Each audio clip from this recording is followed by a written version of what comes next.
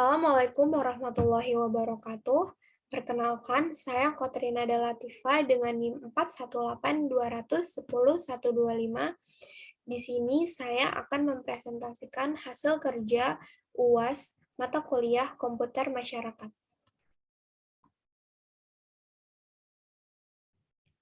Sifat-sifat hak kekayaan intelektual. Yang pertama itu ada mempunyai jangka waktu tertentu atau terbatas. Maksudnya di sini adalah apabila telah habis masa perlindungannya, ciptaan atau penemuan tersebut akan menjadi milik umum. Tetapi ada pula yang setelah habis masa perlindungannya dapat diperpanjang lagi.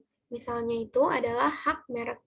Lalu yang kedua bersifat eksklusif dan mutlak. HKI yang bersifat eksklusif dan mutlak ini maksudnya hak tersebut dapat dipertahankan terhadap siapapun. Pemilik hak dapat menuntut terhadap pelanggaran yang dilakukan oleh siapapun. Lalu selanjutnya ada jenis-jenis hak kekayaan intelektual, yaitu terbagi menjadi dua. Yang pertama ada hak cipta, dan yang kedua ada hak kekayaan industri. Hak cipta adalah hak khusus bagi pencipta maupun penerima hak untuk mengumumkan atau memperbanyak ciptaannya maupun memberi izin untuk itu dengan tidak mengurangi pembatasan-pembatasan menurut peraturan perundang-undangan yang berlaku. Nah, di sini ada hak cipta yang dapat dilindungi. Hak cipta itu mencakup ilmu pengetahuan, seni dan sastra, yang di dalamnya mencakup juga program komputer. Nah, di sini ada contohnya, yaitu yang pertama, buku program komputer dan pamflet, lalu ciptaan lagu atau musik, seni rupa, fotografi, dan lain-lain. Nah, selain itu juga hak cipta yang tidak dapat dilindungi, yaitu hak cipta di luar bidang ilmu pengetahuan, seni dan sastra, ciptaan yang tidak orisinil, ciptaan yang tidak diwujudkan dalam suatu bentuk nyata, ciptaan yang sudah merupakan milik umum, ketentuan yang diatur dalam pasal 13 Undang-Undang tentang Hak Cipta, Undang-Undang HC.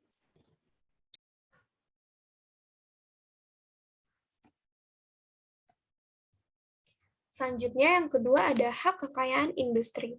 Hak kekayaan industri adalah hak yang mengatur segala sesuatu milik perindustrian, terutama yang mengatur perlindungan hukum. Nah, di sini adalah contoh-contoh dari hak kekayaan industri. Yang pertama ada paten. Paten ini diberikan kepada penemu atau hasil penemuannya yang di bidang teknologi. Lalu yang kedua ada trademark, yaitu segala unsur pembeda yang digunakan di bidang perdagangan. Lalu ada trade secret, yaitu informasi di bidang teknologi atau bisnis yang tidak diketahui oleh umum. Lalu ada industrial design. Nah, industrial design ini diberikan oleh negara Republik Indonesia kepada pendesain atau hasil kreasinya untuk selama waktu tertentu. Lalu ada circuit layout, kreasi berupa rancangan peletakan 3 dimensi dari berbagai elemen. Yang terakhir ada plan variety, yaitu diberikan kepada pemulia dan atau pemegang hak PVT untuk menggunakan sendiri varietas hasil pemuliaannya. Nah, selanjutnya ada hak kekayaan teknologi informasi. Hak kekayaan intelektual dalam teknologi informasi tidak dapat lepas dari haki tentang perangkat lunak.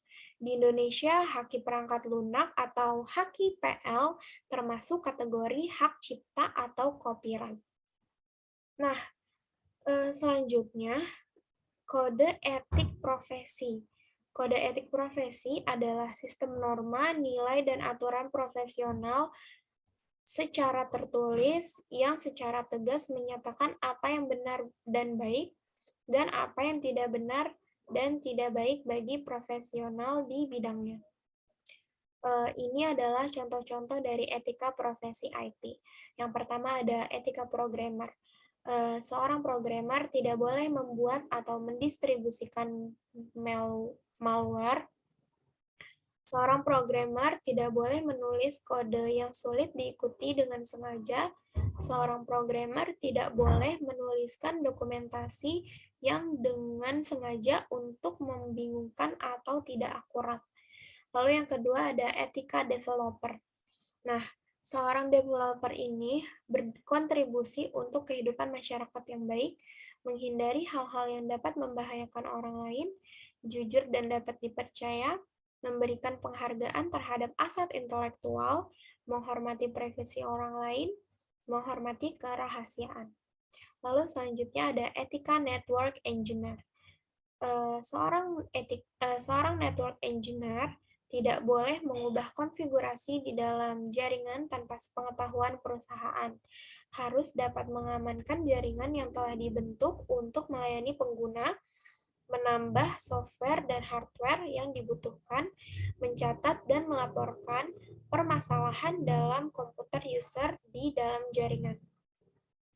Selanjutnya yaitu masyarakat informasi. Nah, pengertian dari masyarakat informasi menurut William J. Martin tahun 1995, yaitu masyarakat informasi adalah suatu keadaan masyarakat di mana kualitas hidup, prospek untuk perubahan sosial, dan pembangunan ekonomi tergantung pada peningkatan informasi dan pemanfaatannya. Lalu, cybercrime pada saat ini. Perkembangan cybercrime pada saat ini di era revolusi industri 4.0 sangat berpengaruh terhadap tingkat kejahatan yang semakin modern. Bahkan, kejahatan manual sudah banyak ditinggalkan dan beralih kepada kejahatan yang sifatnya kejahatan dunia maya atau yang dikenal dengan istilah cybercrime. Memasuki era revolusi industri 4.0, aktivitas di dunia maya semakin meningkat, sehingga banyak juga kejahatan yang lebih besar di dunia maya. Meski kejahatan-kejahatan tersebut bersifat khusus, namun hal tersebut masih dijumpai di sekitar lingkungan masyarakat sendiri. Namun, secara problematik, kejahatan ini lebih banyak yang terjadi di dunia maya. Nah, berikut ini adalah contoh kasus yang baru-baru ini terjadi pada tahun 2021. Situs milik Badan Penyelenggara Jaminan Sosial atau biasa yang kita sebut sebagai BPJS Kesehatan, yakni bpjs-kesehatan.go.id, diduga diretas. Data milik 279 juta penduduk Indonesia diduga bocor dan dijual di forum online bernama Right Forums.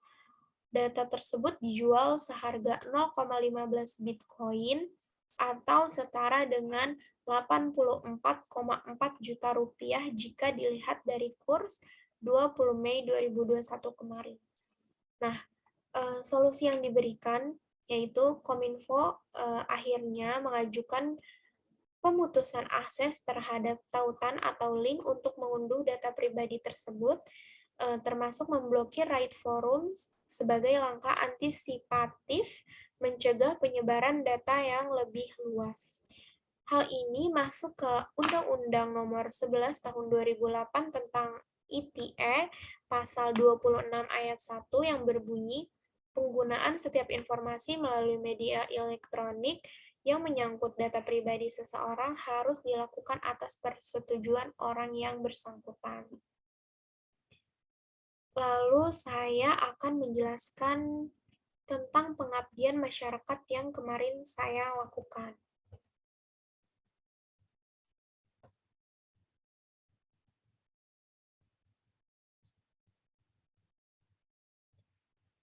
Ya, jadi pada pengabdian masyarakat kemarin yang dilakukan secara berkelompok, yaitu dengan beranggotakan saya dan juga Yulia Anissa, kita mengambil tema webinar pengenalan dan pelatihan menggunakan aplikasi Piker sebagai sarana pendaftaran sampai pendataan peserta vaksinasi COVID-19.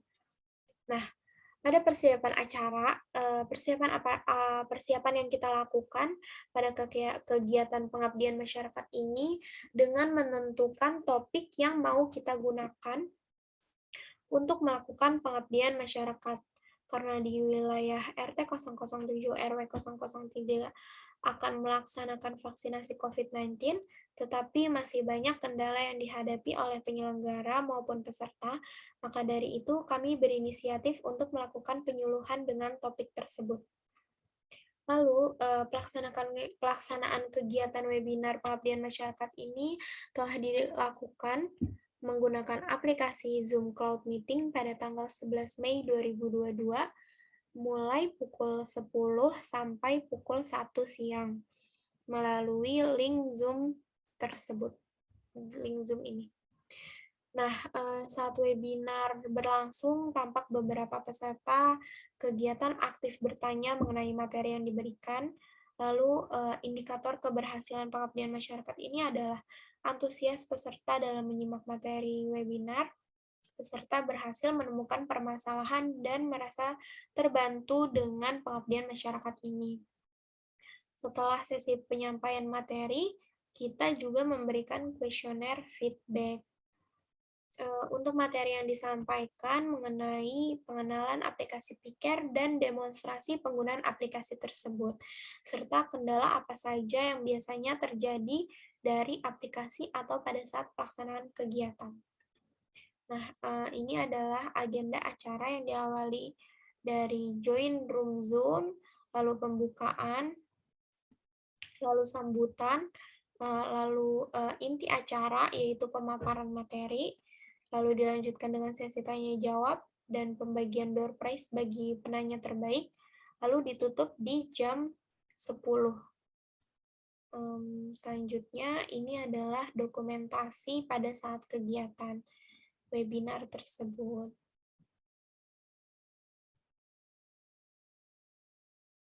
Ini pada saat pemaparan materi, dan ini adalah poster publikasi yang kita share di media sosial.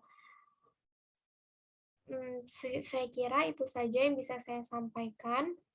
Kurang lebihnya mohon maaf. Wabillahi taufiq wal hidayah. Wassalamualaikum warahmatullahi wabarakatuh.